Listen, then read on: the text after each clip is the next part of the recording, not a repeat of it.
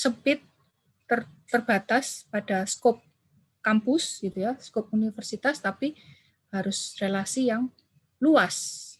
Anda harus bisa masuk ke dalam masyarakat gitu ya. Jadi harapannya mahasiswa UMN ini bisa luas gitu ya, bisa masuk ke dalam masyarakat ya, dan masyarakat bisa menerima Anda semua. Itulah yang kami harapkan. Nah, mungkin itu sedikit pengantar dari saya, dan saya cukup ini ya, senang sekali, antusiasme mengikuti webinar pada siang hari ini. Saya lihat partisipannya 210 ya sampai saat ini. Ini bagus sekali ya. Jadi Anda cukup antusias gitu ya. Mudah-mudahan memang kepengen mengikuti acara ini ya, tidak hanya sekedar SKKM-nya. Walaupun ya boleh saja mengejar SKKM, tapi memaknai arti dari webinar pada siang hari ini. Mungkin itu sedikit yang ingin saya sampaikan. Semoga webinar pada siang hari ini bermanfaat bagi Anda semua, bagi kita semua, gitu ya. Dan Anda bisa berelasi dengan lebih baik lagi pada sesama rekan mahasiswa, pada sesama di lingkungan sekitar Anda, gitu ya. Dan relasi yang Anda bangun tidak hanya dalam jangka pendek, tapi bagaimana membangun relasi yang sehat dan bisa berlangsung dalam jangka waktu yang lama. Sekian dari saya, terima kasih, dan salam sehat selalu untuk kita semua. Baik, terima kasih kepada Ibu Ika. Teman-teman boleh dong kita kasih virtual applause kepada Ibu Ika. Thank you. Nah, selamat siang dan selamat datang sekali lagi kepada Ibu Ika, Student Support, KBK, dan teman-teman semua yang udah hadir di webinar The Art of Loving, How to Create Long-Lasting Compatibility in Relationship. Perkenalkan, nama saya MC Leoni yang akan memandu acara sore hari ini sampai nanti beberapa jam ke depan. Nah, jadi apa aja sih yang akan kita bahas di dalam webinar ini? Kita akan membahas seni menjalani relasi yang positif, terus ada pentingnya relasi yang sepadan, dan juga tips dan trik membuat relasi yang langgeng. Tapi sebelum kita mulai, kita mau foto bareng dulu nih. Kepada Mas Tio, saya persilakan untuk memandu untuk foto bersama, dan teman-teman sekalian boleh banget untuk on cam. Oke, teman-teman, dan Ibu Ika dan rekan-rekan, saya akan memandu untuk foto virtual ya. Jadi mohon yang belum menyalakan videonya, boleh kita nyalakan video dulu yuk. Oke, saya mulai dari yang pertama ya. 1, 2. Oke, yang kedua. 1, 2, 3. Oke, yang ketiga. 1, 2, 3. Oke, lanjut yang keempat. Oke, yang keempat ternyata masih banyak yang belum menyalakan. 1, 2, 3. Oke, sudah semua. Saya kembalikan ke Leoni. Terima kasih Mas Dio. Nah, kita akan langsung aja nih masuk ke narasumber kita. Tapi aku pengen introduce dulu nih, siapa sih narasumber kita? Narasumber kita itu adalah Kak Rebecca Pinaima, biasanya dipanggil Kak Becky, yang merupakan a relationship enthusiast dari psikolog relasi. Nah, dulu ini Kak Becky itu berkuliah di Atmajaya Catholic University Jakarta dan merupakan Master of Ceremony yang profesional nih. Master of Professional Psychology dan merupakan clinical psychologist at Pion Clinician dan Associate Trainer dan Assessor. Co-founder Cinta Setara, Cinta Setara, dan part-time of Aramsa Team. Oleh karena itu, langsung aja silakan Kak Becky untuk menyampaikan materinya. Oke, thank you so much untuk Leoni. Terima kasih juga tadi kepada Bu Ika yang sudah menyambut, juga rekan-rekan dari Student Support, ada Mas Dio, Mbak Fiona, dan Mbak Vika. Perkenalkan semua teman-teman UMN, saya Becky, panggilan dari Rebecca, jadi boleh dipanggil Kak Becky, Mbak Becky, silahkan. Ini saya mau share screen dulu untuk pertama-tama sebelum mulai ada baiknya kita sama-sama menyepakati hal-hal ini. Jadi pokoknya setiap saya sharing, ini udah kedua kalinya ya sharing buat UMN. Pinginnya itu apapun, mau bentuknya webinar atau itu adalah sesi pembekalan, itu semuanya teman-teman merasa aman secara psikologis. Jadi kita akan coba saling menghargai juga, karena kalau bahas cinta tuh biasanya ada aja yang pengen curcol gitu ya, mungkin di kolom chat, nanti kita lihat aja. Tapi ya kita coba saling hargai teman-teman semua yang akan sharing di sini. Kemudian tentu saya akan senang kalau melihat teman-teman semua aktif, jadi silakan kalau ada pertanyaan, lalu kemudian saya mengajukan ke teman-teman sekalian, silakan direspon di kolom chat ya, dengan fitur chat. Kemudian boleh banget kalau teman-teman di sini ada yang merasa ini kontennya menarik ya, pengen saya save gitu, silakan di screenshot saja. Tapi ya saya mohon untuk tidak melakukan rekaman utuh terhadap semua materi yang ada. Nanti kalau memang butuh materinya request saja sama Mas Dio, nanti akan saya coba buat summary-nya ya. Oke, jadi kita akan belajar sharing sih. Ini sebetulnya saya mau sharing mengenai Art of Loving. The Art of Loving ini fokusnya terutama dalam hal gimana sih caranya buat compatible di dalam relasi kayak gitu. Nah, memang ya bulan Februari itu bulannya kasih sayang banget gitu. Tapi sedikit tentang saya kali ya. Kenapa sih saya senang banget ngomongin soal relasi dan percintaan? I call myself a relationship enthusiast. Tadi sudah diperkenalkan juga oleh Leonie. Apa sih itu relationship enthusiast? Secara sangat singkat, saya itu memang senang membantu berkecimpung, berkarya di bidang-bidang relasi percintaan dan keluarga. Jadi biasanya sebagai psikolog fokusnya saya menangani kasus-kasus soal premarital, marital, kemudian dari usia mungkin seumuran teman-teman saat ini kadang dating, isu-isu yang terkait relasi dan tidak semuanya tentang romantic relationship ya. Itu saya senang berkecimpung di sana gitu. Karena banyak sekali sebetulnya orang yang relevan ya kalau ngomongin relasi tuh kayak pun sedang jomblo gitu ya. Itu tetap ada orang-orang di sekitar hidup kamu. Saya berpikir kenapa kita nggak punya skill dasarnya ya untuk memahami relasi yang baik itu seperti apa gitu. Nah, jadi tentu saya mulai tuh dari kenapa kita belajar soal relasi, kayak gitu ya, dan kita akan ngelihat soal ekspektasi, terus compatibility itu sendiri itu apa saja sih hal-hal yang bisa dilihat untuk melihat compatibility kita dengan seseorang. Lalu di sini ada communication, kuncinya berkomunikasi itu seperti apa, karena pastinya namanya compatible itu kan diperoleh dengan adanya komunikasi ya. Lalu terakhir akan ada sesi tanya jawab. Gitu. Jadi to start from why gitu. Why do we need to learn about relationships? Karena semua orang berhak lagi ada di hubungan yang sehat dan bahagia gitu. Jadi pun mungkin kita sedang tidak pede dengan diri kita merasa kita lagi kurang oke nih sebagai seorang manusia atau teman atau pasangan buat orang lain, kita tuh bisa belajar skill-nya. Jadi ini tuh bukan hanya cocok untuk orang-orang yang lagi punya pacar gitu ya, enggak gitu. Justru kalau masih single ada benefit nih, kita jadi punya waktu buat ngertiin diri kita lebih, untuk tahu nanti kalau suatu saat saya mau bangun relasi, saya mulai dari mana ya? Kalau suatu saat saya ini lagi di tengah PDKT nih, saya mau bilang iya atau enggak nih ya sama gebetan. Itu tuh kita bisa menilai dari hal-hal yang memang esensial. Nah, ini yang mau di-sharing di webinar hari ini. Gitu ya. Jadi kabar baiknya itu semua bisa kita bantu untuk diri kita itu menjadi lebih baik dan kita menjadi pribadi yang dalam relasi juga lebih baik. Nah, manfaatnya nih, karena kadang gitu ya, kalau yang lagi punya pacar nih, mungkin kalau hubungannya lagi buruk rasanya gitu. Kadang itu bisa juga karena kita take a relationship for granted. Makanya, kalau di dalam relasi tuh, berita baiknya adalah semua skill itu bisa dipelajari kok.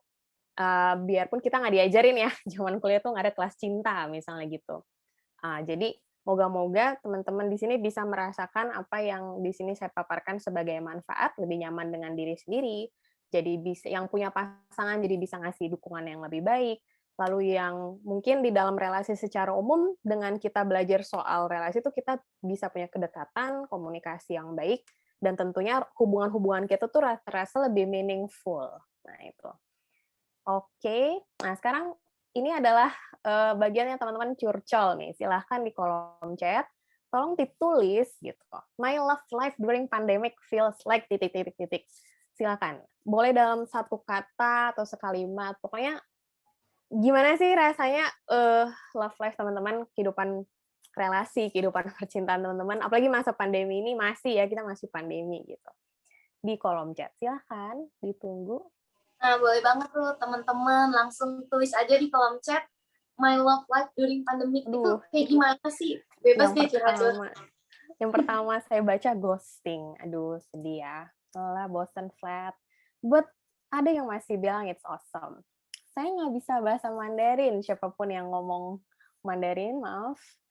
Oke, jadi ini kalau dibaca-baca nih, kayaknya banyak yang lebih merasa relasinya tuh dalam keadaan yang tidak bahagia.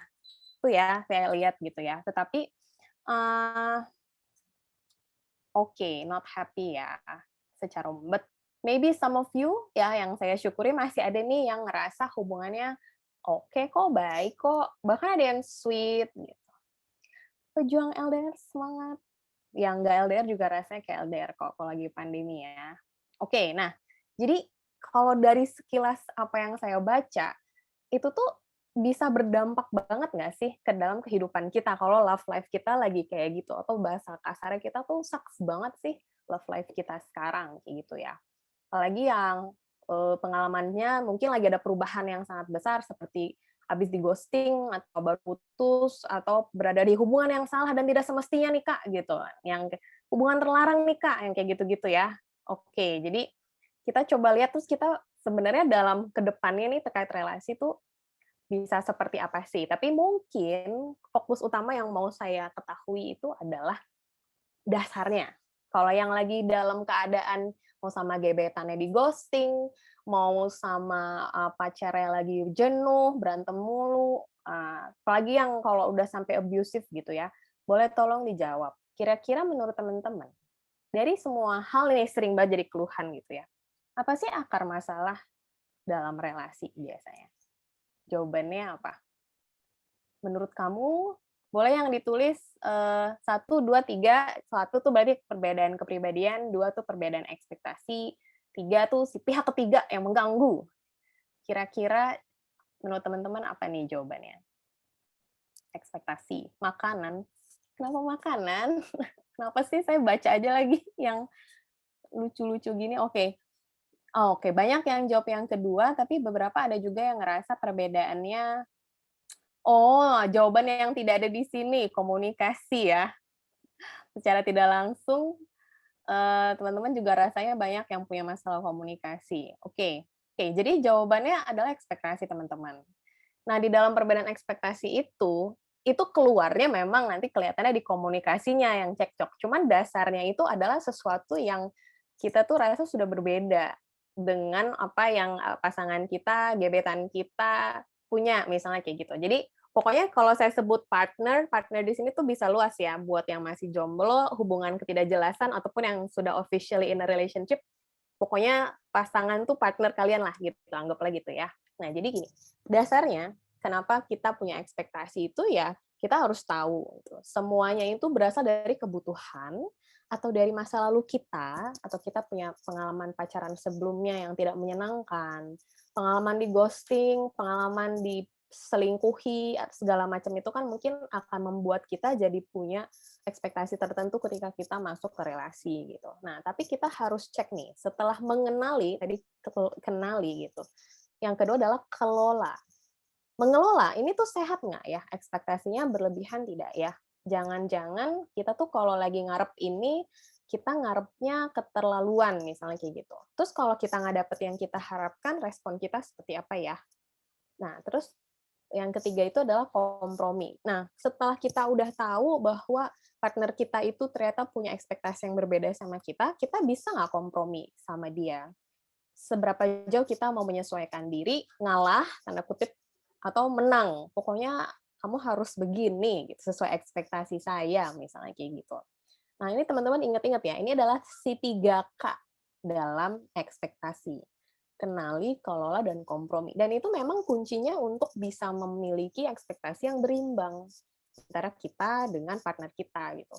Makanya kalau kenal sama orang baru gitu ya, buat teman-teman yang lagi dating di tahap awal nih, masih tahap yang lucu-lucunya gitu, itu apakah kita tuh dari awal memang ada di dalam proses PDKT ini udah sama maunya. Yang satu misalnya, tapi ternyata aku tuh maunya serius, dia maunya FWB. Nah, itu kan udah nggak sama ya, udah nggak sama ekspektasinya gitu. Jadi perlu hati-hati. Atau misalnya udah lama pacaran, yang satu pengennya pacaran terus, yang satu tapi udah mau menikah. Aduh, kelamaan nih kalau pacaran sama kamu udah masuk tahun ke-8, 9, 10, aku udah lama banget kita hubungannya gini-gini aja. Ekspektasi yang bermain di situ.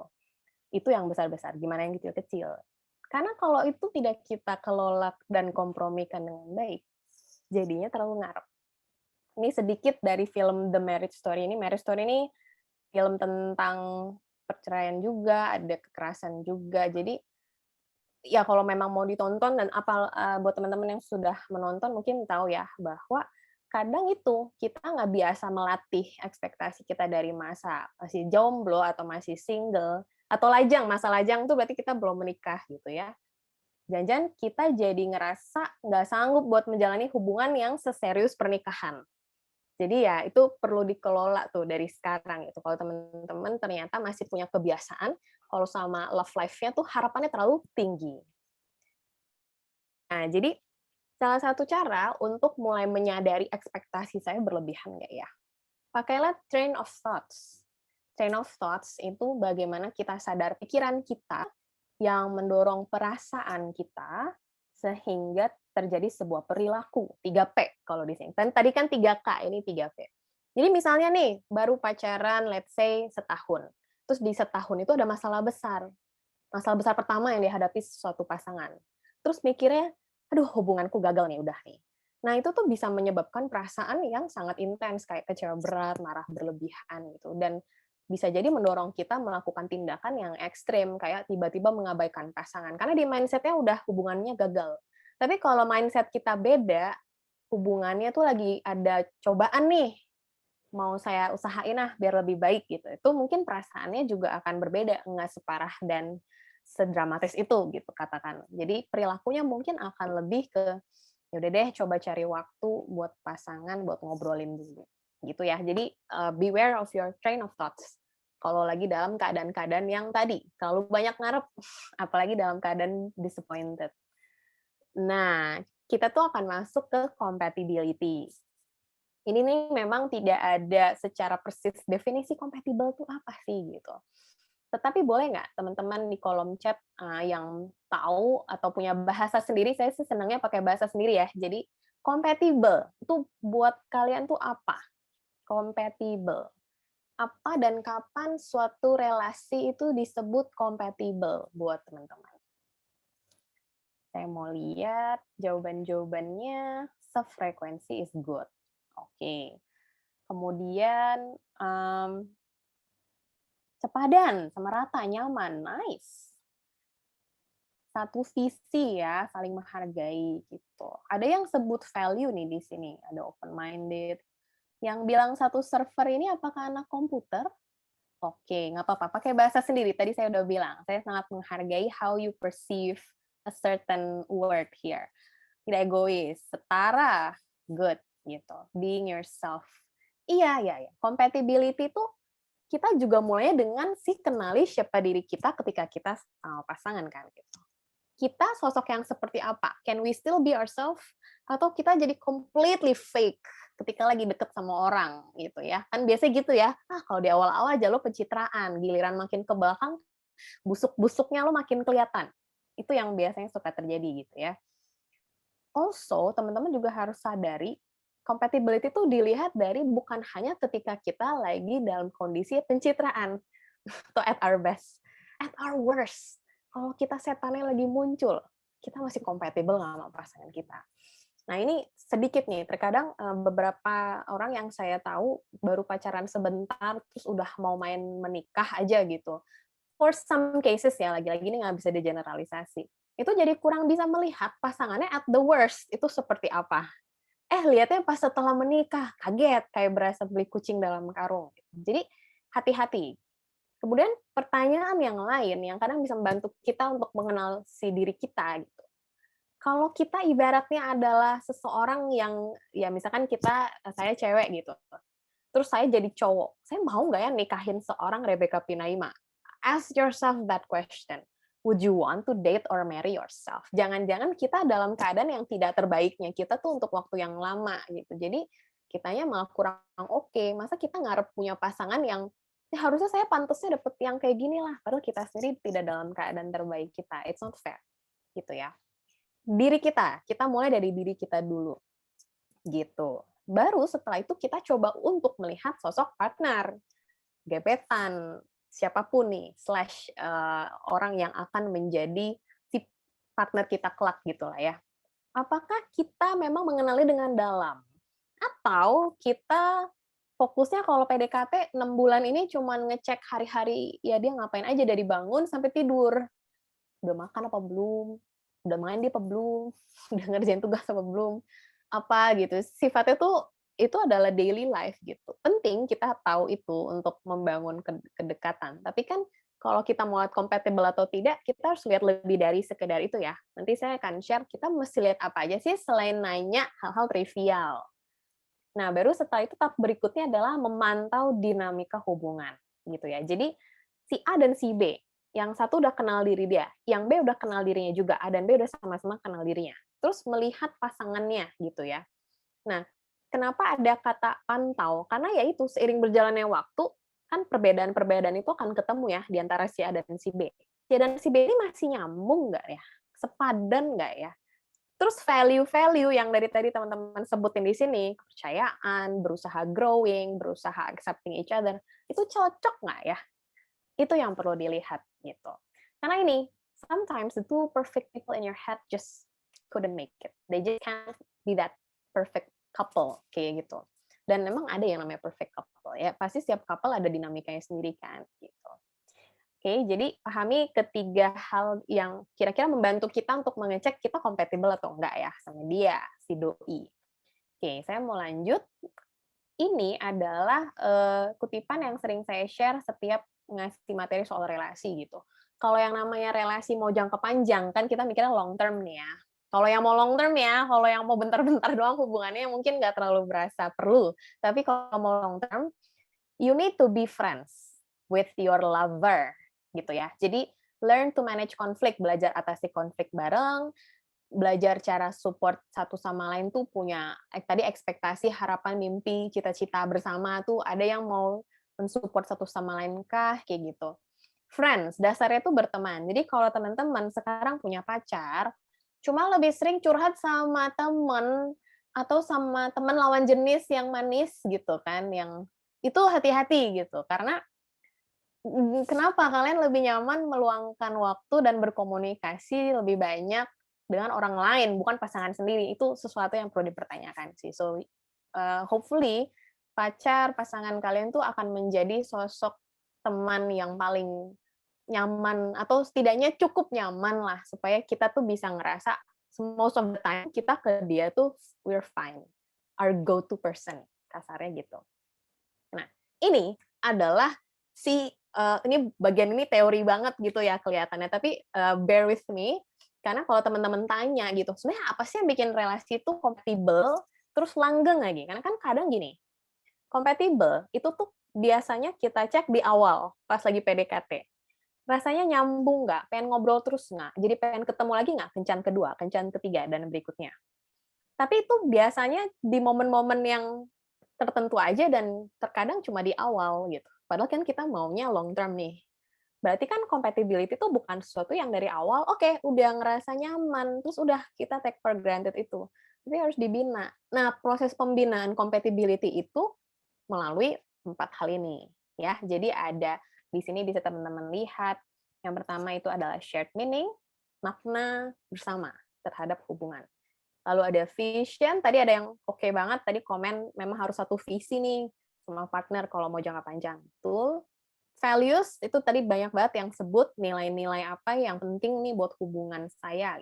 Dan terakhir habits, atau bahasanya couple ritual ya. Kebiasaan-kebiasaan pasangan gitu. Sebuah couple tuh pasti punya cara mereka masing-masing lah buat kencan, buat mengisi relasi mereka gitu.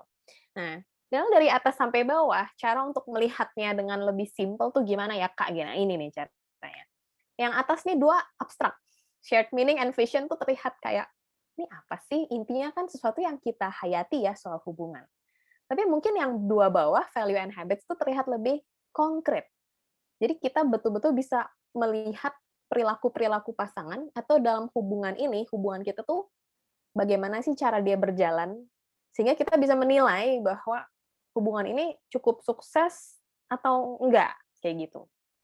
supaya mempermudah dalam melihat satu-satu dari teori ini, tenang, ada contoh gitu ya. Sampai nih Mas-mas bule ini bisa bilang, "Arasto, saya paham," gitu. Moga-moga teman-teman juga paham. Ya, jadi shared meaning itu misalnya gini, kalau pasangan yang suka travel nih dua-duanya, melihat hubungan tuh kayak pasanganku tuh partner travelingku. Jadi kayak, wah kita tuh travel the world together yuk, visinya jadi begitu. Tapi kalau yang satu ini dua-duanya pembelajar, mereka tuh ngerasa, I want to have a partner. The shared meaning-nya adalah tuh jadi temen tumbuh bareng, kayak gitu. Atau ada juga nih beberapa klien kayak, ya pasangan tuh buat being happy together in life, supaya hidup tuh nggak sedih-sedih amat lah sendirian gitu. Misalnya buat mereka yang saying yes to marriage.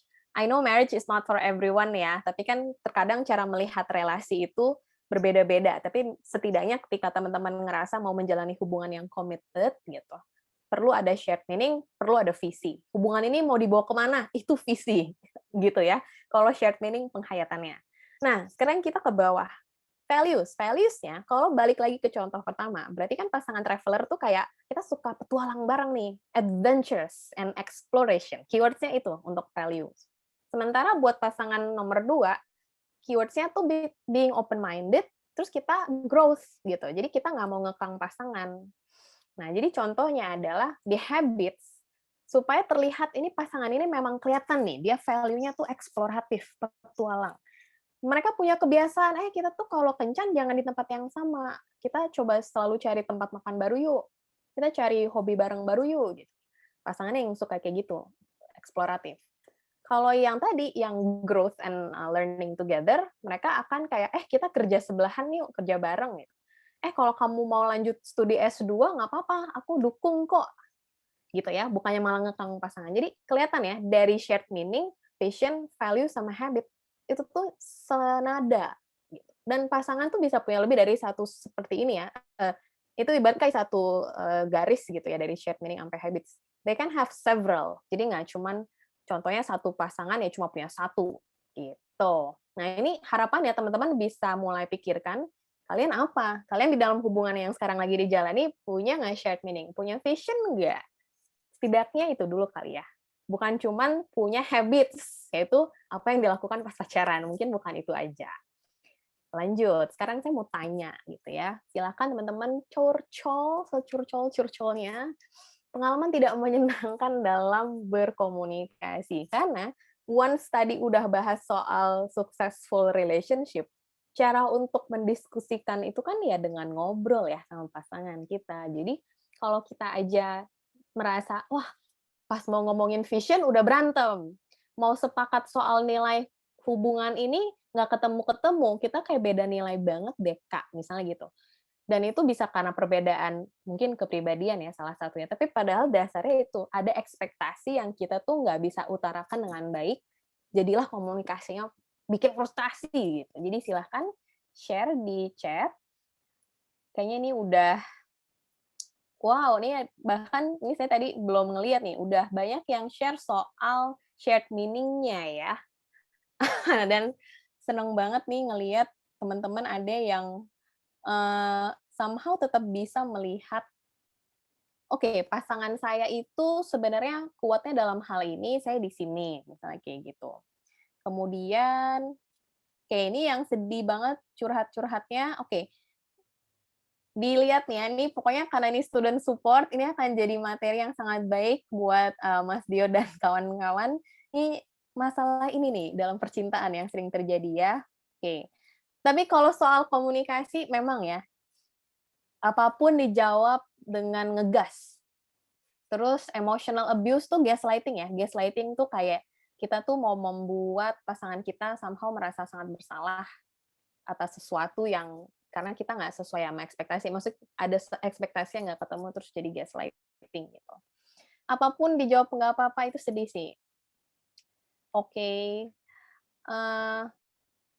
Kalau bingung mau ngomong apa sama pasangan, oke, yang tertutup kayak gitu. Oke. Ini cerita-ceritanya nih kalau komunikasi frustrasi gitu ya. itu biasanya misalnya yang satu pengen ngobrol, pengen ada keterbukaan, yang satu kayak tembok gitu, kayak nggak mau ngomong. Atau kalau yang satu, kalau ngomong sama yang lain kayak baru 5 menit, udah perang dunia. Itu ada ya tipe-tipe pasangan yang kayak gitu. Harus ngalah terus, itu juga capek banget, kayak gitu kan. Oke, atau ada yang kalau lagi berantem ngilangnya seminggu, jadi nyarinya lama banget, susah ya, mau baikan udah keburu nggak semangat. Oke, iya. Nah, jadi terkadang kalau ngelihat hubungan-hubungan kayak gini, kita tuh kan jadi ngerasa, ini gimana ya, mau punya hubungan yang baik, mau bikin si tadi successful relationship ala Gottman itu kok jadi susah banget, kayak gitu ya. Nah, mungkin ini salah satu hal yang saya sering lihat, saya sering temukan. Kadang masalah terbesar komunikasi tuh kita tuh bukannya nyimak, kita tuh mau ngebantah atau kita mau membalas gitu ya. Jadi if you don't listen to understand but you listen to reply, pembicaraan tuh nggak ada yang sama-sama ngedengerin. Jadi ini dua orang yang dua-duanya ngomong, nggak ada yang jadi pendengar. Itu salah satu hal yang suka menjadi isu dalam komunikasi. Kemudian terkadang itu adalah 4 hal ini nih yang bikin komunikasi itu jadi error gitu. Karena ya awal mulanya dulu kan kita start dari intensi ya teman-teman. Dari pas awal ngomong aja, ini niatnya ngomong nih baik apa enggak nih? Atau jangan-jangan pas awal ngomong, "Oke sayang aku pengen ngomong penting ya sama kamu." Iya, kamu tuh selalu ya bikin aku marah. Nah, kalau cara ngomongnya di awal sudah seperti itu kan tidak dilihat niat baiknya ya gitu, malah terlihat seperti ingin memojokkan, kayak gitu. Atau ada nih mungkin beberapa, klien pria yang saya punya itu kalau komplain soal ceweknya ngomongnya gini, "Mbak, ini gimana sih saya ajak ngomong pasangan, kemarin kamu mau ngomong soal apa?" "Ya soal itu tuh." "Iya emang kenapa kamu kemarin marah?" "Ya kamu tebak lah, kamu pasti tahu lah, masa nggak tahu sih, kan aku udah sering ngambek." Misalnya kayak gitu ya, jadi tidak jelas, ini tuh apa sih yang lagi jadi kemarahan kamu, ya pokoknya itu, yang ya gitu deh. Ya itu nggak jelas banget kontennya ya. Jadi kadang kita juga harus bisa clear, apa hal yang memang mau dibahas, apa hal yang memang mau buat lebih clear nih di sini. Mending direct aja apa yang mau disampaikan. Kemudian dari cara penyampaian. Nah, ini nih, ada nggak orang yang mukanya udah resting bitch face gitu ya. Jadi aku tuh nggak marah, tapi mukanya udah muka yang gitu loh misalnya ya. Jadi kalau buat teman-teman yang misalnya dari gesture, ekspresi, itu sudah tidak adem, mungkin kelihatannya jadi suka disalahartikan setiap niat dia ngobrol tuh seperti ngajak ribut, misalnya gitu. Atau kalau dari nada, kadang kita tuh sensitif ya, begitu nada meninggi, biasanya lawan bicara juga nada akan tinggi gitu. Udah gitu kadang kayak, ada gesture-gesture yang kayak kalau misalkan kita memang pengen dialog, kita gesture-nya terbuka. Ini kalau kita udah melipat tangan begini di depan, itu kan udah kayak blocking gitu ya, kayak pokoknya nggak mau tahu. Nah, misalnya yang kayak gitu. Jadi ya perlu memperhatikan ini semua. Satu lagi timing nih, waktu. Waktu itu timing dan durasi. Ada nggak yang kalau sama partnernya berantemnya selalu midnight ke subuh, padahal besoknya ada kuliah pagi misalnya gitu. Jadi timingnya nih kenapa harus selalu midnight ke subuh? Atau harusnya nih diskusi masalah ini cuma 15 sampai setengah jam. Dialog, dengerin, oke kita cari solusi bareng, selesai ya. Enggak, ini harus berjam-jam gitu. Jadi kadang kita tuh mengalokasi waktu yang terlalu banyak untuk berantem, mengalokasi waktu terlalu banyak untuk demanding pasangan, misalnya kayak gitu. Gitu, jadi kayak kalau dilihat-lihat gitulah ya, kalau misalnya dari curhat teman-teman ini nih yang udah masuk, ini saya nahan ketawa banyak dan juga perih gitu, nahan perih juga karena ya ini I've been there banget gitu. Maksudnya untuk teman-teman mahasiswa ngerasa stres dalam hal komunikasi, apalagi kalau lagi pandemi gini mungkin nggak seleluasa itu ya, kayak kita mau tatap muka tuh nggak gampang gitu. Nah, semuanya kan berarti via tertulis ya dan atau video kayak gini. Ada keterbatasannya. Jadi setiap orang minimal perlu punya kemampuan untuk komunikasi itu ya pay attention sama 4 aspek ini. Karena tadi yang mau disasar itu adalah compatibility gitu. Kemudian ini juga kebiasaan gitu. Kalau teman-teman suka dengar bisa jadi ada komentar-komentar yang toksik nih. Mungkin maksudnya positif, tapi itu toksik gitu. Ini nggak hanya berlaku ke hubungan lah, ini secara umum gitu ya. udahlah semua orang juga kayak kamu, ngeluh banget sih gitu. Terus kalau kita lagi deketin temen yang habis disalahin sama orang tuanya, yang kayak, emang lu pantes digituin, emang enak, misalnya gitu. Jadi terkadang capek juga ya dengar respon-respon kayak gitu. Disuruh bersyukur, disuruh bertobat, disuruh berdoa, itu pokoknya ciri-ciri respon yang kadang kita tuh nggak sadar kita ngucapin hal-hal seperti itu. Yang kadang suka bikin gimana gitu tuh adalah yang paling bawah. Si A curhat, si B curhatnya lebih parah gitu. "Oh ya kamu gitu? Aku pernah dong lebih parah dari kamu." Terus gantian kita yang dengerin dia, padahal kita yang pengen didengar, yang kayak gitu-gitu. Yang mau saya rekomendasi adalah sebelah kiri gitu ya. Jadi hopefully dengan bahasa-bahasa yang terasa lebih netral atau lebih, ya udah cerita aja, lagi capek ya, ya udah deh. Oh, lu butuh waktu nih, gue ada nih 10 menit, lu mau ngomong apa gitu. Hal-hal yang sifatnya lebih encouraging. Itu akan membantu supaya si komunikasi tadi bisa lumayan terasa positif niatnya, ya. Nah, tapi ini juga ada banyak pertanyaan soal topik sensitif. Topik sensitif, topik-topik yang hot button ya, gampang bikin marah, gampang bikin baper, dan ini beda-beda ya tiap orang. Hot button kalian apa sih biasanya? Jadi kalau kalian diajak ngomong soal ini sama pasangan, partner, gebetan, itu cenderung jadi lebih sensitif atau jadinya respon kita akan lebih kelihatan ngegas atau malah menarik diri.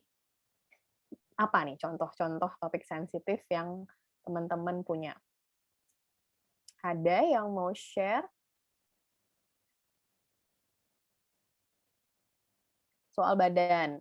Iya ya, baru ketemu, "Kok kamu gemukan ya? Kok kamu kelihatannya hari ini nggak nyambung ya bajunya?" Misalnya kayak gitu. Ngomongin mantan juga, ya bener. Masa lalu, bener gitu ya. Topik-topik yang ngebates-batesin pasangan, iya bener banget gitu ya. Jadi kayak, duh kok salah ya ngomong kayak gini gitu. Nah, jadi kita tuh perlu sadari kalau di dalam hubungan kita sekarang, topik sensitif buat kita apa aja, kita buat daftarnya. Pasangan kita, mereka tuh ngerasa sensitif kalau bahas apa, buat daftarnya. Terus dicoba untuk mulai disadari gini, ini biasanya nih sensitif nih buat saya, kayak gitu. Jadi coba ya untuk melihat apakah kita tuh bisa mencari cara supaya topik itu tidak lagi terasa terlalu sensitif, dan atau kalau kita sampai ngomongin topik sensitif dan udah mau ke arah berantem, ini penting kita juga bisa mulai mengelola komunikasinya. Nih, kalau dilihat kan cara-caranya di sini ada ya. Pertama, ya jangan ditunda. Berantemnya hari ini di Februari, selesaiin masalahnya di Juni, kelamaan gitu ya, udah basi.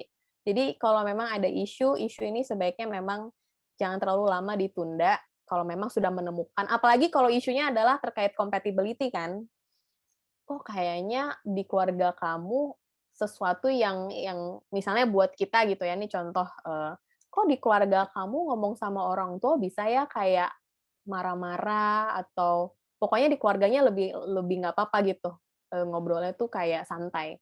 Kalau di keluargaku tuh aku ngomongnya harus hormat banget loh gitu, misalnya kayak gitu. Itu isu buat kita, tapi kita nggak pernah berani bahas, misalnya kayak gitu. Atau terkadang kayak ngomongin pengeluaran nih, kadang yang tadi yang ngomongin duit gitu ya, "Kamu kayaknya boros banget, kok kamu kamu kok sering banget ya jajan sama tukang bakso," misalnya gitu ya. Jadi kayak kebiasaan ngutang, kebiasaan, jajan yang nggak penting gitu, tapi pengeluarannya yang jadi terkena. Nah, itu juga bisa jadi isu, segera dibahas. Nah, tapi kalau ternyata teman-teman udah bahas, ingat ada time out. Jadi berantem tuh nggak harus diturutin 2 jam, 3 jam. Kalau memang kita lagi misalnya pacaran, terus di tengah pacaran tuh ada argumen gitu. Padahal mau nonton nih gitu misalnya, nonton bareng.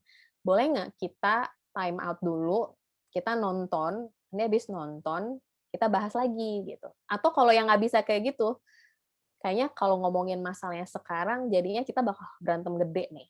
Boleh nggak kita tunggu tenang dulu gitu. Salah satu aja bisa bilang time out, 10-15 menit. Itu akan membantu untuk nggak terlalu, apa ya, immerse ya, atau nggak terlalu hanyut ke dalam si konflik itu saat itu juga, gitu. Atau buat pasangan-pasangan yang ngerasa pacarannya udah kelamaan, udah kayak KPR gitu ya, jangan lelah untuk mengapresiasi usaha-usaha pasangannya dalam berkomunikasi gitu ya. Misalnya, ini udah tahun kesekian kita pacaran, tapi I still enjoy talking about this with you, misalnya kayak gitu. Ayo gitu, silakan di-appreciate hal-hal kecil dari percakapan yang kita punya sama pasangan kita, entah kita udah berapa lama sama dia. Tuh.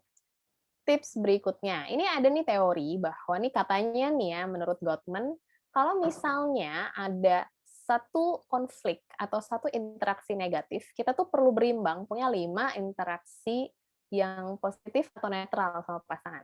Jadi kalau ada pasangan yang dalam seminggu, Senin sampai hari Minggu, diskusi atau chat mereka semua kontennya ngeluhin corona, ngeluhin berita, ngeluhin nggak punya duit, ngeluhin tugas, ngeluh aja gitu.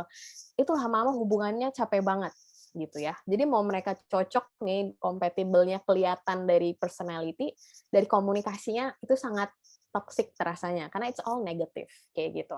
Sementara kita tuh perlu merasa enjoy juga ada di dalam hubungan ini. Jadi biarpun yang satu lagi punya problem, ya udah problem itu tolong bisa mulai jangan terlalu lama yuk, kita bahas yang happy-happy juga. Atau kayak, oke, aku mau dengerin masalah kamu, cuman habis ini kita coba netralisir yuk, supaya kamu juga nggak terlalu lama ada dalam kondisi yang bete. Gitu. Itu perlu ada kesepakatan nih antara dua orang. Gitu ya. Kemudian, ini buat couple-couple yang keluhannya misalnya kayak gini, aduh, disuruh ngobrol sama pasangan tuh kayak susah banget, karena selama ini kita kalau ketemu tuh jarang, atau kalau misalnya yang LDR ya, mau LDR, terus online-nya tuh udah langka banget karena misalnya beda time zone gitu ya. Masa sekalinya ketemu dipakai waktunya buat bahas hubungan, nanti bisa berantem, misalnya kayak gitu. Nah itu jangan sampai jadi kebiasaan untuk menunda buat ngobrol sama pasangan, karena sebenarnya memang waktu komunikasi itu tidak bisa waktu-waktu sisa. Ya udah deh, ngobrol sama pasangan, tunggu kelar ini semua aja ya jam 12 malam. Misalnya kayak gitu. Mungkin sesekali ya kalau kepepet, tapi ingat pasangan kita tuh sebetulnya pantas nggak sih dapat waktu sisa kita terus. Residual time. Jadinya kita kayak tidak ngasih the best time for our partner. Karena terkadang di waktu-waktu residual, kita ya udah nggak optimal, udah ngantuk, emosional, beda kan sama kalau kita ada kelas jam 9 pagi gitu. Ya mungkin kalau yang susah bangun nggak ngerasa seger ya jam segitu, tapi beda antara waktu-waktu di mana kita udah standby dan kita ngasih kita yang terbaik pada saat itu. Nah, sama dengan ke pasangan. Jangan sampai kita tuh karena take for granted pasangan kita, yang kita kasih ke dia selalu waktu sisaan kayak gitu. Jadi jadwalin aja kayaknya dia ada isu nih, ada masalah yang mau disampaikan. Boleh nggak kita ngobrolin ini 2 minggu lagi di weekend? Dijadwalin. Jadi dua-duanya ada rasa siap untuk menghadapi isu tadi di 2 minggu lagi. Bukan kayak, kan ada mungkin beberapa pasangan yang mau bahas hal-hal yang dia nggak suka soal pasangannya, tapi modelnya kayak spontan. Jeng, jeng, jeng, aku mau ngomong sama kamu ya, soal kamu nih, kebiasaan kamu jelek 1, 2, 3, 4. Tiba-tiba diserang gitu loh. Nggak siap, jadi dialognya juga nggak enak gitu ya. Terakhir itu adalah iMessage. Tips ke-6 ini adalah ngobrol yang tidak penuh asumsi gitu ya. Kurang lebih kalimatnya yang mau saya share di sini, contohnya tuh gini, iMessage. Diawali dengan aku merasa, atau pokoknya kita mewakilkan diri kita. On our own behalf, kita tuh ngerasa seperti ini. Ketika kamu ngapain, kayak gitu. Nah, ketika kamu melakukan sesuatu bla bla bla. Aku mengerti. Nah, ini part kita coba berempati sama pasangan gitu. Jadi di dalam hal itu jadinya ada proses untuk oke, kita mau ngertiin pasangan kita itu mungkin mengalami suatu hal sehingga dia bertindak seperti ini ke kita. Nah, makanya dibilang kuharap ke depannya kita bisa lebih baik dalam hal ini dengan cara apa. Thank you, kayak gitu. Nah, jadi kalau misalnya dilihat iMessage gitu ya, contohnya juga bisa untuk membahas kekecewaan dengan cara yang lebih enak. Kayak gitu. Nah, ini nih bisa nih dipraktekin kayak gitu ya. Ini buat teman-teman yang ngobrolin jumlah mantan berapa, moga-moga supaya mantan yang nggak nambah terus nih jumlahnya, ketika di dalam ada dialog, itu juga diterapin nih. Karena kan sayang banget ya, udah di saat webinar ini mantan ada 10. abis kelar webinar ini mantannya jadi nambah terus gitu kan. What do you learn from your past relationship and this webinar kalau kayak gitu ya? Gitu. So I would appreciate kalau teman-teman juga bisa partisipasi dengan konten yang saya sampaikan di webinar. Kayak gitu ya. Nggak, ini jadinya kayak warung kopi nih ya. Saya lihat nih di grup chat ya. Saya lanjut. Nah, ini adalah salah satu tips yang baik kalau misalnya mau teman-teman evaluasi hubungannya. Jadi kan compatibility itu kan tadi berkala ya. Jadi dari waktu ke waktu kita tuh mau ngecek apakah nilai, apakah habits yang teman-teman punya itu somehow masih terasa sesuai. Ya, kita tanya, kita pertama mulai dari refleksi sendiri dulu, gimana perasaan kita terhadap hubungan saat ini. Kemudian kita bisa bilang apa sih hal yang rasanya so far kita syukuri gitu. Ini ngobrol berdua pasangan ya gitu. Kemudian apa yang rasanya kurang nyaman di dalam hubungan. Nah, ini bisa mulai dari perilaku pasangan kita, partner kita atau diri kita, sampai terakhir adalah berikutnya kita mau ngapain. Kita udah sama-sama tahu nggak cocok. Misalnya yang satu, kamu belakangan ini kulihat gitu ya. Kan tadi kan aku ngerasa kecewa karena belakangan ini kamu kayaknya sering banget kalau kita janjian telatnya setengah sampai 1 jam kayak gitu. Itu terasa kurang nyaman gitu. Gimana ya, ada yang mau kamu sampaikan nggak soal hal ini? Nah, itu bisa dibahas di relationship check-up gitu. Atau misalnya yang satu yang kulihat kamu sering banget itu kayak butuh uang sampai harus ngutang-ngutang segala gitu. Ini gimana ya baiknya supaya hal ini nggak terlalu terjadi berkepanjangan, karena khawatir juga sih ngelihat kamunya kebiasaannya misalnya kayak gitu. Jadi hal-hal ini bisa disepakati lalu bisa berkontribusi dua-duanya di dalam hubungan itu. Kurang lebih kayak gitu untuk relationship check-up-nya. Ya, tapi basically kalau teman-teman sudah biasa ngobrol sama pasangan, ini mungkin akan lebih gampang. Kalau buat mereka-mereka yang teman-teman tuh bahkan ngobrolin soal perasaan aja nggak gitu bisa, misalnya sama pasangan. Itu mungkin perlu mulai dari hal-hal yang di awal banget itu ya adalah mengenal pasangan. Ya maksudnya kalau misalnya sekarang ngerasa susah, ya udah mulai dari sama pasangan dulu aja kenal, kayak apa sih yang membuat misalnya yang pendiam dan tertutup, apa sih yang bikin kamu susah buat speak up gitu. Kalau mau ngobrol, biasanya kamu tertarik ngobrolin apa, itu kan juga akan membantu untuk melihat ke nilai dia ya, nilai dia secara pribadi itu seperti apa, gitu. Oke, dan ini kayaknya terakhir nih tips kalau misalnya teman-teman yang ada di dalam hubungan supaya bisa langgeng, supaya bisa awet hubungannya, 3 ini. Yang pertama adalah harus bisa memaafkan. Jadi memaafkan itu butuh skill ya, karena kan nggak gampang ya kalau buat mereka-mereka, apalagi yang, aduh pendendam banget nih, aku orangnya, jadi susah kalau ngelupain kesalahan seseorang gitu, atau pasangan berbuat salah, terus kita ungkit-ungkit terus. We have to try to give a chance gitu. Jadi selalu ada cara kok untuk memperbaiki relasi, selalu kok ada kesempatan baru, hari baru untuk membuat hubungannya tuh lebih baik gitu. Just give that chance. Terus keeping the sparks, nah ini, cinta itu mencari cara. Jadi kalau yang kita punya kebanyakan adalah alasan, mungkin alasan-alasan itu adalah gambaran rasa tidak puas kita sama hubungan. Maybe we need to figure out apa yang memang saat ini menjadi cara-cara yang bisa dilakukan supaya tetap bisa bareng, kayak gitu.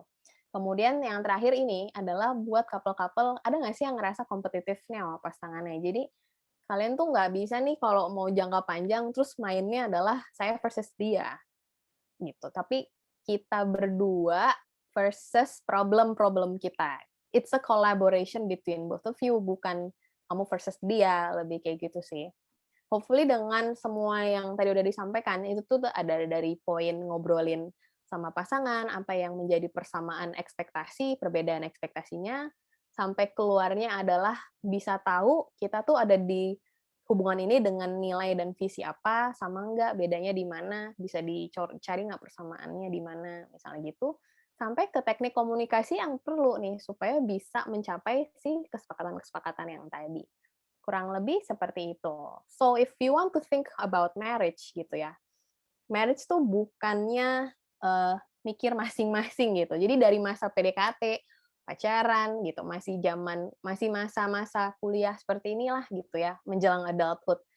You learn to think together. Kalau udah kebiasaan, kalau berantem yang satu pusing sendiri, yang satu pokoknya aku marah, pikirin deh, biar aku nggak marah caranya gimana, pikirin sendiri. Nah, yang masih punya kebiasaan marah seperti itu, mungkin udah mulai bisa mengarah ke mikir bareng. Oke, kita tuh lagi ada masalah nih, bareng yuk, kita benerin bareng yuk, gitu. You want to go far. Kayak gitu ya, soalnya. Begitu dari saya untuk materinya, thank you untuk responnya, dan untuk cerita teman-teman sekalian, mau saya kembalikan ke Leonie. Gimana? Oke, terima kasih Kak Becky. Nah, buat teman-teman semua yang misalnya mempunyai pertanyaan, boleh banget langsung ketik pertanyaan kalian di kolom chat ya.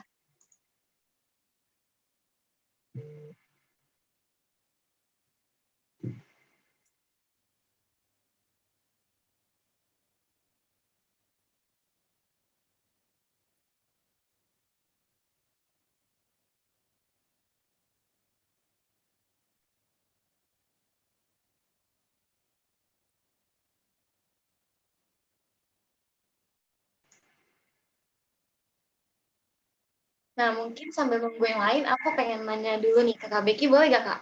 Boleh, boleh. Ini soalnya Eh, tadi ada yang kayak nanyanya Japri, mau saya cari dulu ya. Oke. Oke, tapi yang Japri saya nggak akan saya infokan identitasnya kok, cuman mau cek dulu. Tapi boleh tanya dulu aja, Leonie. Gimana? Oke, nah jadi ada nih Kak kasus kayak ceweknya itu nggak suka keributan, jadi kayak maunya santai-santai aja. Tapi ada sometimes kalau ceweknya yang kayak gitu, yang kayak calm down doang, itu kan jadi nggak ada konflik. Nah, kayak gitu tuh bisa membuat katanya cowoknya bosen. Jadi yang benar sebenarnya tuh gimana sih Kak? Cewek itu harus santai aja atau cari ribut yuk? Atau gimana tuh Kak? Waduh, di sini kan banyak nih cowok-cowok lebih pengen punya cewek yang adem-adem, atau ya jangan dong, jangan tipu-tipu gitu, mending jujur aja. Kayak gitu. Ini bisa banget nih ditanya nih ke teman-teman. Tapi ya, ada yang mau jawab dulu, lebih seneng cewek yang kayak gimana? Iya, yang menarik ya. Kadang bingung untuk seberapa terbuka, kapan ngasih tahu sejujurnya kita ngerasa bete karena hal apa, atau kadang, ya udah deh diem aja, cincai lah, misalnya kayak gitu ya ngomongnya ya. Nah, itu kalau dari segi masalah harus ngelihat mana yang terasa lebih urgent, gitu. Kalau ini bukan hal yang terkait nilai, ya, itu berarti mungkin soal selera gitu ya, kan soal selera itu kan hal yang kadang kita nggak harus mengubah pasangan kita, kayak gitu. Nah, jadinya ya udah kita coba untuk terima. Tapi kalau itu adalah hal yang terkait nilai, apalagi kita terganggu banget ngeliat nilai itu dilanggar pasangan kita sendiri, we have to speak up. Jadi, bikin bosen ya seumur-umur kayaknya nggak pernah sih ngeliat hubungan manapun di luar sana ya, from clients, from my personal life tuh yang nggak akan ketemu bosen atau jenuh. Justru itu, ketika lagi dalam jenuh, itu kan berarti salah satu kondisi yang kurang terbaik. Pasangan ini mampu nggak buat bikin sparks-nya ada lagi, buat ingat-ingat mereka tuh compatible loh. Jadi mereka tuh bisa menghadirkan sparks itu lagi, kayak gitu. Lalu di sini, teman-teman yang, apa ya, tim cari ribut gitu ya. Kalau tim cari ribut mungkin goalnya adalah ngerasa bahwa, "Enggak kok, nggak nyari ribut, cuman aku emang pemarah." Misalnya gitu ya alasannya. Soal, pemarah atau tidak, tetap cara penyampaian. Kalau tadi komunikasi itu adalah, ya udah marahnya valid, tapi cara penyampaian marahnya apakah bisa di-manage gitu.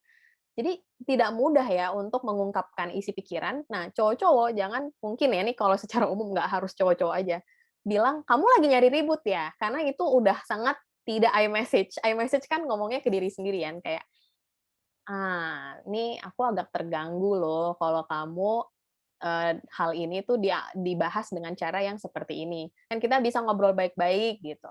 Ini untuk merespon cewek-cewek yang dianggap mencari ribut ya, tapi kita jangan juga labeling gitu. Maybe that's my answer sih, Oke, thank begitu. you Kak Becky. Oke, Kita ini langsung masuk aja. akhirnya iya, kalau ada pertanyaan dari Leoni boleh, tapi ini ada juga yang direct message. Jawab. Oke, mungkin Kak Becky mau jawab yang dari direct message kakak juga boleh.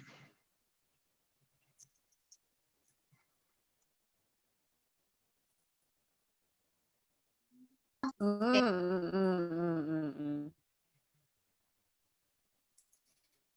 Tapi sebenarnya akan lebih membantu kalau oke, ini ada pertanyaan. Kalau pasangan kita diajak diskusi soal masalah, padahal ini dia yang salah nih. Cuma pas kita bahas, dia udah buat teman-teman ya. Terus, oh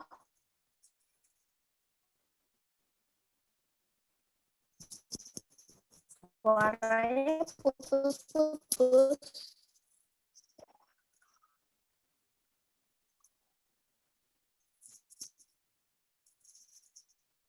Masih enggak ya?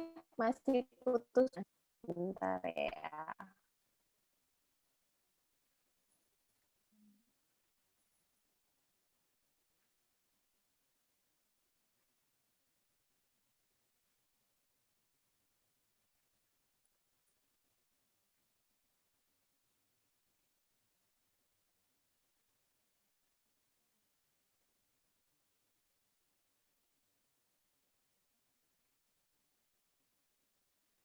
Ini atau tidak?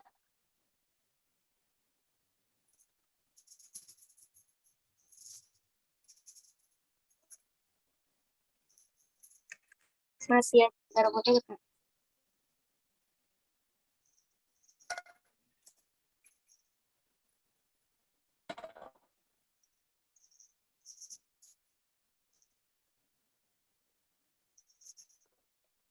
Mas.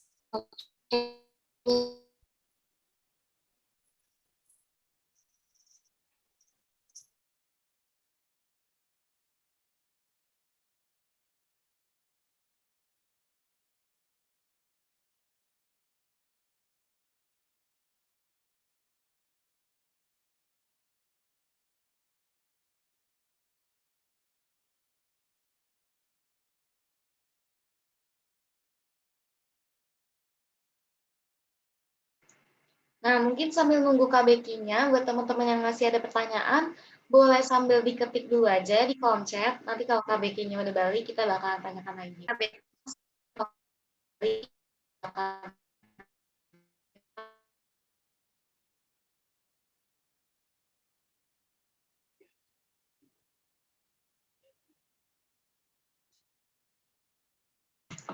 Sambil menunggu, di kolom chat, Kak Fiona sudah mengirimkan form evaluasi. Teman-teman boleh sambil isi form evaluasinya dulu aja ya. Oke, aku cek lagi ya. Suaranya udah lebih jelas? Sudah, Kak, sudah jelas. Oke. Pakai video. Bisa ya? Oke, iya. Tapi jadinya ini ya, pertanyaannya tadi nggak terselamatkan. Kalau bisa tadi pertanyaannya mungkin kirimnya ke Leoni aja, jadi jangan direct message ke saya atau ke chat bareng-bareng. Jadi saya jawab apa yang sudah Leoni pilihkan aja. Tapi untuk tadi respon yang pertama saya baca itu, caranya adalah itu, mengajak bicara pasangan bahwa ini serius, dan hal ini misalnya kalau udah kejadian terlalu sering, sampaikan observasi. Hal ini sudah terjadi terlalu sering, dan jujur ini tuh jadi membuat aku kesulitan nih untuk mencari solusinya gitu. Boleh nggak mungkin di suatu saat kalau terjadi lagi seperti ini, kita langsung bahas saat itu juga ya? Karena kan ceritanya kan tadi kan, udah lewat, kenapa sih diungkit gitu. Ya udah, berarti pada saat kejadian itu terulang lagi, kesalahan yang dilakukan tadi disepakati lagi pada saat itu gitu. Jadi nggak ditunda, kurang lebih kayak gitu. Nah, ada lagi pertanyaan mungkin yang udah masuk ke Leoni? Oke, kita masuk ke pertanyaan kedua ya, Kak. Ini dari Richard Kurniawan. Kak, ini kebanyakan kan ngomongin tentang bagaimana menjalin hubungan dengan baik. Ada nggak sih tips memulai hubungan agar nggak ada ekspektasi yang dikecewakan gitu, Kak? Tips memulai hubungan agar nggak ada ekspektasi yang dikecewakan gitu, Kak. Oke, kalau mau sangat realistis, kemungkinan untuk tidak merasa kecewa sama sekali di hubungan apapun tuh sulit, gitu. Karena itu sangat wajar ya untuk merasa kecewa, tidak sesuai harapan. Tapi untuk menjaga hubungannya itu tidak terlalu mengecewakan, berarti dari pas PDKT-nya nih, PDKT awalnya itu gimana, apakah sudah bisa disampaikan, eee, oke, sebenarnya kita tuh mau apa nih ke depannya? Tadi visi, terus how do you see the relationship so far? Shared meaning kayak gitu. Itu coba aja untuk ditanya. Sama kita juga perlu kenal dia ya. Tadi ekspektasi itu kita mengenal pasangan kita itu berapa kompatibel sama kita coba cek aja dari situ gitu. Pas PDKT gitu ya. Menurut menurut lo time management tuh yang baik gimana? Atau how do you manage your money misalnya gitu. Menurut lo penting nggak sih deket sama orang tua gitu? Itu kan pertanyaan-pertanyaan yang menyasar value ya. Jadi kita jadi bisa ngecek kita tuh ngerasa seberapa cocok atau enggak. Nah, kalau yang rasanya udah nggak cocok banget dari awal, ya berarti ya itu harus banget dipikirkan dengan sungguh-sungguh. Nah, itu beda-beda. Misalnya ada orang yang dari awal nggak masalah tuh beda agama. Ya udah, kalau dari awal emang nggak masalah beda agama, banyak kan yang kasusnya adalah belakangan malah orang tuanya yang nggak setuju beda agama. Nanti dari awal harus dicek juga kalau misalnya ternyata orang tua kita yang nggak setuju sikap kamu gimana soal ini gitu. Yang kayak gitu-gitu. Itu managing ekspektasi yang bisa dilakukan dengan dari sedini mungkin gitu ya. Gitu. Moga-moga membantu. Oke, Ada lagi dari ini jawab pertanyaan? Ada masih banyak Kak. Ini dari Hayu Utami. Baik. Saya mau tanya Kak, gimana sih caranya supaya bisa lepas dari hubungan yang toksik? Karena kayaknya banyak banget tuh Kak sekarang hubungan toksik. Tipsnya gimana sih? Oke.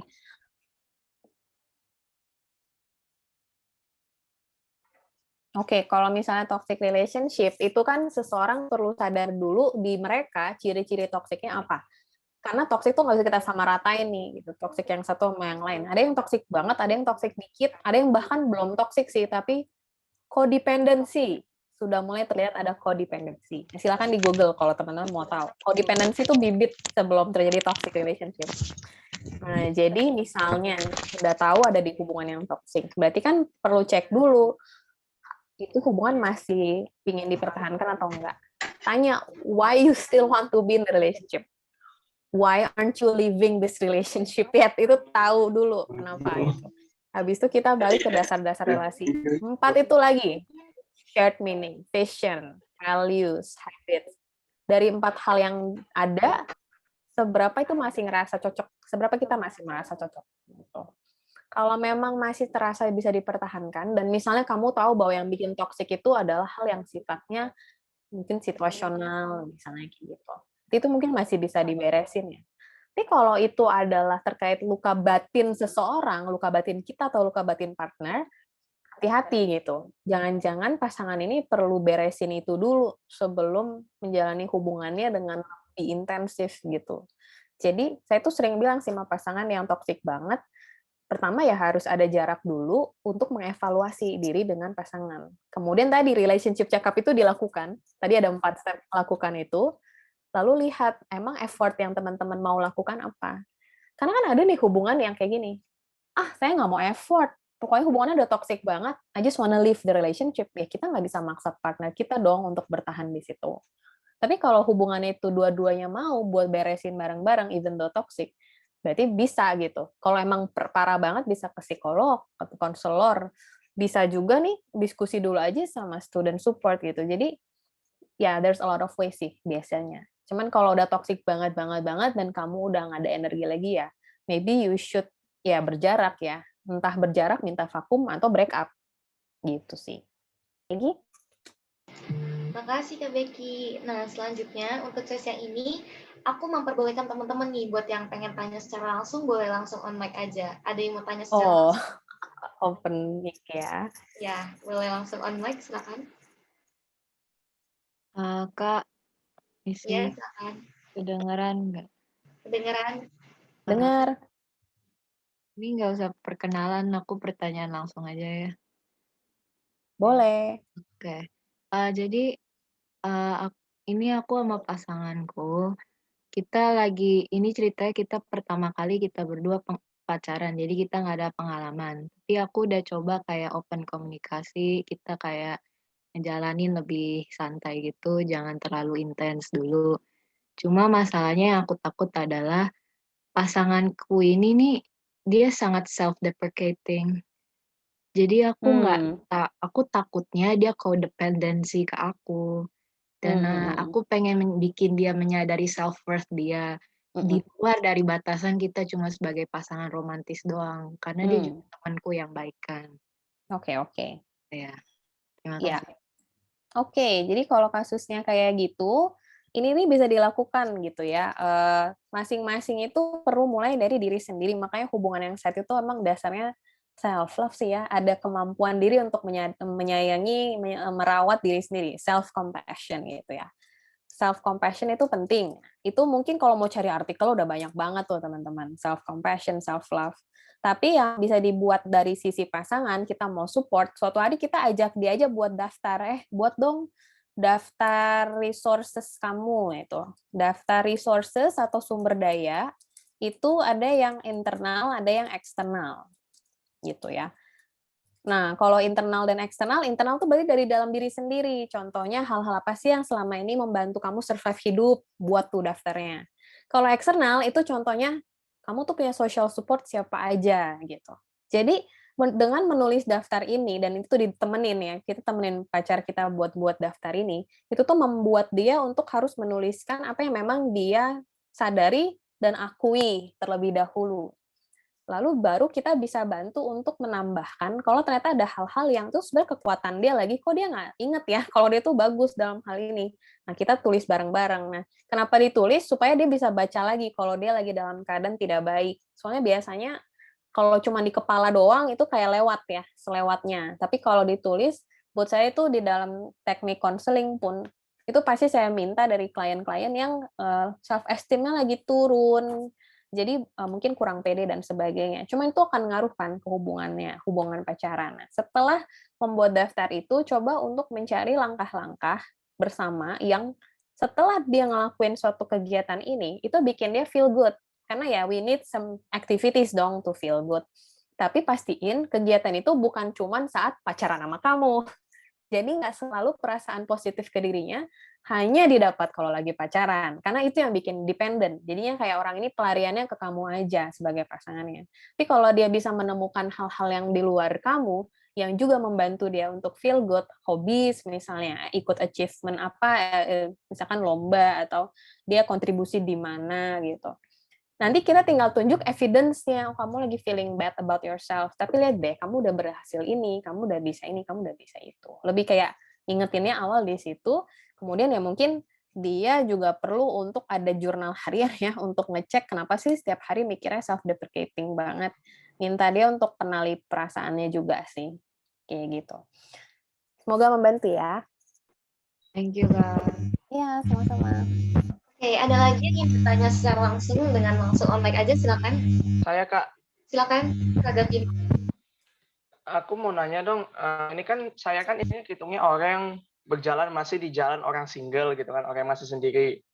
Nah, kan tadi kan dibilang kalau komunikasi kan merupakan salah satu kunci ya kan dalam untuk menjalin atau memulai hubungan. Nah, saya kan istilahnya orang yang pernah dirusak hatinya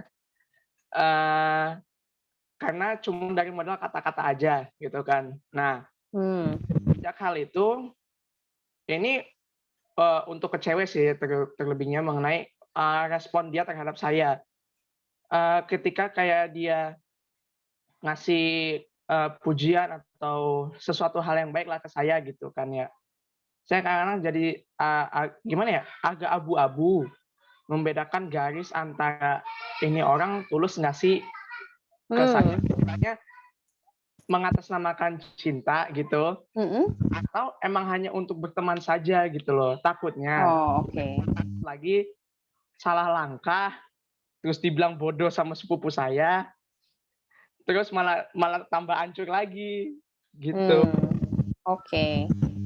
Iya, oke. Thank you untuk pertanyaannya. Jadi, kalau misalnya dari pengalaman tadi Gavino ya, dari pengalamannya Gavino itu kan berarti ada luka dari interaksi sebelumnya. Interaksi tuh nggak harus pernah pacaran ya, even hanya dengan PDKT pun. Kalau kitanya udah sangat menghayati hubungan tertentu, itu kita bisa sangat damage loh gitu. Jadi, kalau memang pernah ada previous interaction ya, romantic relationship yang kurang baik, kita tuh sebetulnya perlu ada di fase yang seperti menetralisir diri dulu memang gitu. Idealnya ya. Karena kan nggak semuanya merasa itu mudah. Jadi kadang setelah suatu hubungan selesai, jadi baunya rebound. Ini ada juga yang nanya soal pelarian nanti ya. Nah, tapi kalau soal tadi yang disampaikan, berarti di dalam menetralisir diri, itu juga perlu untuk mungkin ya melakukan si daftar yang tadi saya bilang, daftar resources, hal-hal apa yang memang kita kenal dari diri kita paham ini kita nih, kita orang yang seperti ini, gitu. Sama kalau ada feedback dari orang lain, kita juga perlu hati-hati, emang seberapa tepat feedback itu mengenai kita. Soalnya yang kadang bikin kita merasa sakit hati dan hancur, karena kita menerima aja orang tuh ngomong sesuatu tentang kita yang negatif. Itu bisa. Apalagi kalau ternyata tadi ekspektasi kita besar kepada orang itu. Nah, di dalam komunikasi, maybe we can start with kalau kita sendiri berkomunikasi dengan diri kita ini self-talk ya. Kalau self-talk itu kan bagaimana kita misalkan punya pikiran tertentu. Nah, kita sendiri sama pikiran-pikiran kita suportif tidak? Atau kalau kita mikir sesuatu, kadang kita nyela diri kita sendiri. Jadi kayak, ya tadi agak self-deprecating ya. Cuma jatuhnya, do we even appreciate our own thoughts or feelings? Nah, modalnya dari situ dulu. Kemudian dengan orang lain, itu adalah kita kasih izin nggak untuk orang itu kemudian kasarnya menginjak-injak kita gitu. Nah, kalau misalnya arahnya adalah enggak kok ini bukan menginjak-injak, ini tuh mau ngebedain, ini tuh dia memang baik karena dia melakukan as a friend aja, atau ini sebenarnya sudah ada indikasi romantically interested, misalnya gitu ya, untuk membedakan dua hal itu. Maka memang perlu dilihat dari konsistensi antara misalnya kata-kata, kemudian behavior. Konsisten nggak kata-katanya terlihat ada intensi, pun perilakunya juga itu kan harus dicek ya secara berkala gitu. Kemudian at some certain point, jangan-jangan kalau ada perilaku dia yang kita tidak bisa tahu ini maksudnya apa, memang butuh keberanian lebih di situ untuk di cross check daripada kita tebak-tebak gitu ya. Karena buat beberapa orang dia melakukan ini itu buat dia dan naksir orang. Orang yang kedua dia melakukan ini enggak kok nggak naksir, gue emang kayak gitu aja. Itu kan orang beda-beda ya, nggak ada pakemnya. Maka itu harusnya bisa kita sampaikan dengan lebih terang-terangan gitu. Oh, ketika misalnya ya si A gitu, si A melakukan ini ke kita, dan kita udah nggak melihat ini tuh nyambung sama behavior-behavior dia yang lainnya gitu kan, jadi nggak tahu nih konsisten atau enggak. Pertanyaannya bisa kayak, oh dalam rangka apa nih? Bisa aja kayak gitu kan, atau tumben gitu. Enggak, bahasanya ya mungkin kalau saya kasih rekomendasi udah bahasa zaman saya dulu PDKT ya, tapi kayaknya hopefully kalau di teman-teman udah familiar lah sama gimana sih cara kita buat make sure intensi dia. Karena dalam komunikasi, tadi yang dibilang Gavino ini nyambung sama intensi berkomunikasinya untuk apa gitu. Kalau ternyata intensinya tidak oke, kita juga perlu cross check dulu sebelum kita ngejudge atau asumsi kayak behavior ini atau perkataan ini itu kenapa ya lu lagi dalam keadaan seperti apa gitu. Tanya aja sih, karena kalau buat saya bukan orang yang akan menutrisi kode-kode. Kalau buat saya kode dalam komunikasi itu tidak efektif gitu. Jadi buat apa sih kode-kodean? Mending kita make it clear aja. Kalau dari saya seperti itu. Ada yang mau ditanggapi lagi ya, Vino? Udah Kak, cukup Kak. Thank Makasih you. ya. Oke, teman-teman ada lagi yang ingin bertanya secara langsung? Boleh langsung on mic saja. Kayaknya tadi mau nanggepin yang cara, karena tadi sempat ngomongin pelarian ya. Gimana cara tahu kalau pasangan sedang menjadikan kita pelarian aja gitu. Ini tricky ya, karena nggak selalu kasusnya seperti ini. Kalau kita lagi PDKT sama seseorang, lalu dia masih ngomongin mantannya secara berlebihan. Hati-hati, jangan langsung jadian gitu. Karena sebaiknya ketika kita memang lagi deket sama orang, ya kita tuh sudah cukup clear masa lalu kita tuh udah bisa kita buatin garis gitu lah. Kayak sampai sini aja ya hubungan kita, I want to start over. Nah, pas kita bilang kita mau start over, kita tuh tidak excessively membebani calon pasangan berikutnya atau gebetan kita dengan hal-hal yang sifatnya tuh udah lewat gitu. Pertama itu tidak appreciate dia, kita jadinya nggak berusaha mengenal dia as dia dong gitu. Malah jadinya kalau dalam beberapa kasus klien saya itu kayak jadi ngebandingin antara mantan dengan kamu baik, kamu nggak kayak mantan aku. Biarpun itu adalah pujian ya, tapi itu slightly menunjukkan masih ada rasa sakit hati gitu soal mantan. Karena buat saya percaya gitu, kalau kita memang sudah siap ada di hubungan yang baru, we don't even want to mention our ex unless kondisinya seperti ini.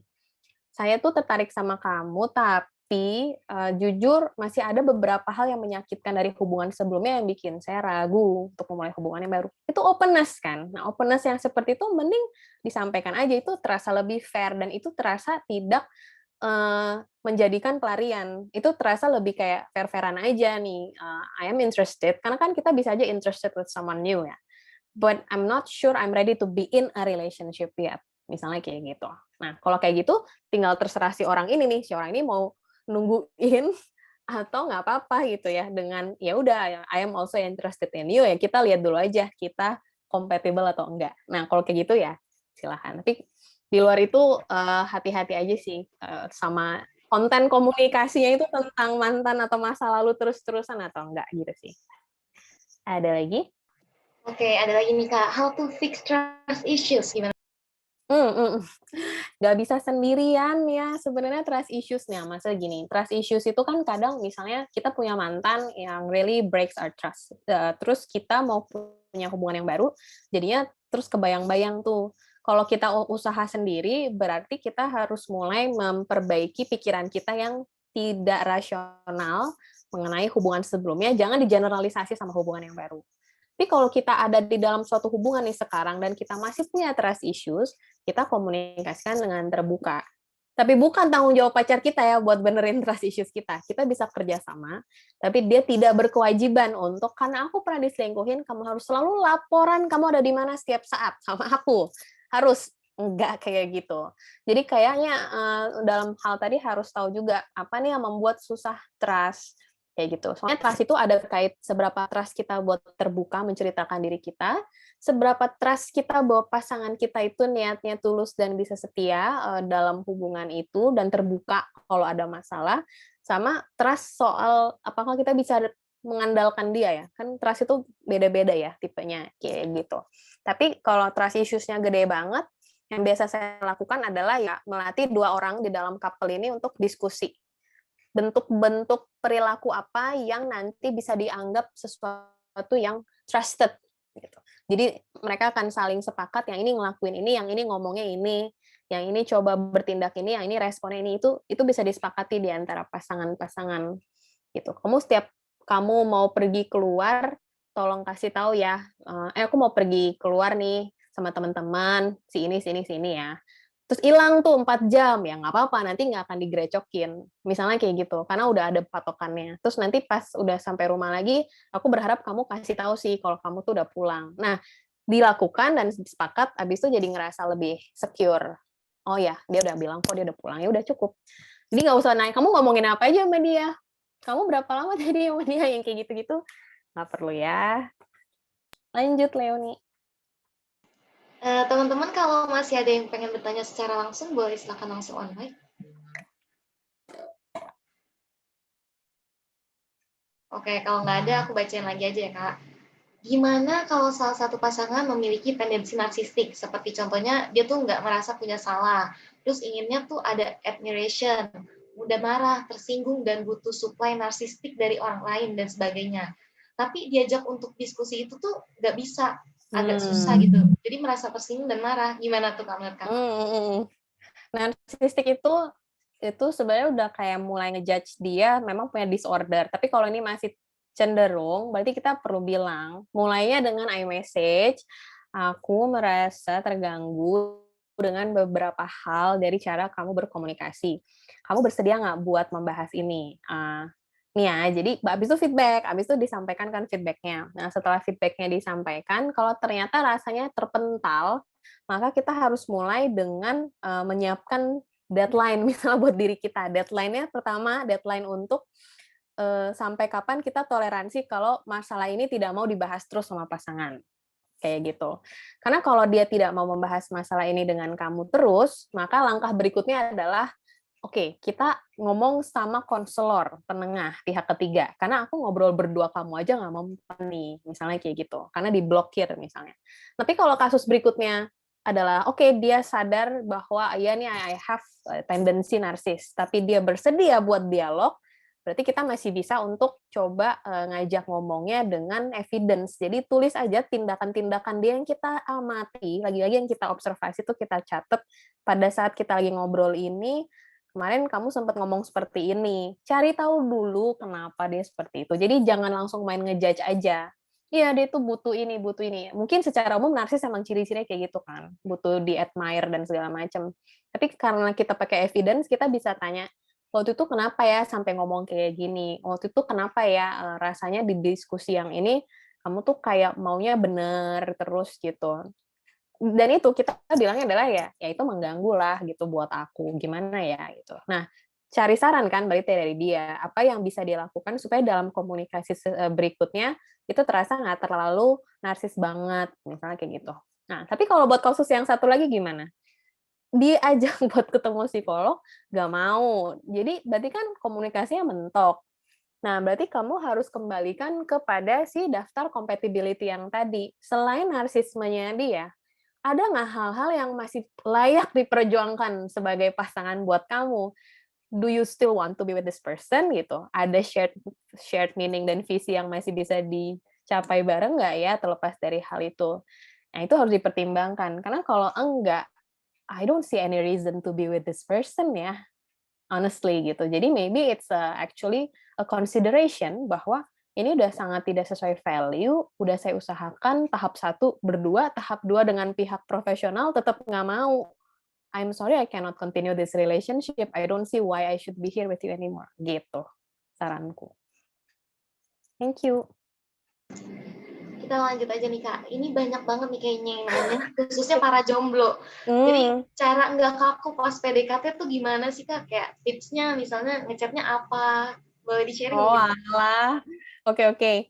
Nih, kalau mau teman-teman ini serius ya. Kalau teman-teman memang merasa bahwa komunikasi tertulis ataupun verbal itu sesuatu yang bukan strong suit aku, I really recommend taking extra classes in communication. Jadi soalnya itu bukan sekedar love gitu ya, tapi itu juga termasuk keterampilan berkomunikasi gitu. Jadi di dalam berkomunikasi ya sudah, kita juga perlu mulai dengan melihat kita tuh kualitas kita apa, keterampilan yang kita sudah punya. Ingat tuh daftar resources. Jangan mengada-adakan sesuatu yang kita memang ya kita bukan di situ strong suit-nya. Kita mulai dari hal-hal yang kita kuat aja. Ada kok pengalaman yang saya tahu, ini ada cowok atau cewek gitu, cowok yang misalnya kesulitan nih buat pas PDKT ngomongnya gimana ya. Akhirnya dia lebih banyak mengedepankan action, ngebantuin misalnya, atau bring some food misalnya. Jadi nggak harus semuanya tuh mengandalkan tertulis kalau memang kita merasa kelebihan-kelebihan kita tuh bukan lewat kata-kata. Tapi di luar itu kita belajar untuk melihat kata-kata apa yang kita sendiri nyaman ngomongnya. Jadi we are still trying to be ourselves, but a better version of ourselves. Komunikasilah sama teman dulu gitu. Lancarkan di situ. Lebih coba terbuka ngobrol sama anggota keluarga mungkin. Karena itu memang butuh dilatih sih. Jadi bukan sekedar tiba-tiba kita yang biasanya awkward terus kita jadi lancar ngomong. Tapi kalau tadi kasusnya adalah hanya saat PDKT aja jadi ngerasa awkward gitu ya, AWK banget nih dialognya. Ya itu bisa mulai dengan pertanyaan-pertanyaan yang sifatnya terbuka. Can you ya maksudnya pertanyaan terbuka tuh jawabannya bukan yes no question gitu ya. Jadi kayak tell me more about yourself, terus nunggu dia ngomong panjang lebar, atau kita cari effort ya. Kita effort cari tahu lebih soal si gebetan kita. Misalnya dia udah punya di Instagram dia atau di mana, kayaknya dia into satu film ini. Gimana nih soal film ini? What do you think? Jadi mulainya bisa dari hal-hal yang obviously udah kelihatan dari orang itu, cari tahu. Makanya kan tadi ada pahami pasangan, karena ya kita harus mulai keker-keker dia juga nih. Ini conversation starter-nya bisa dari mana ya?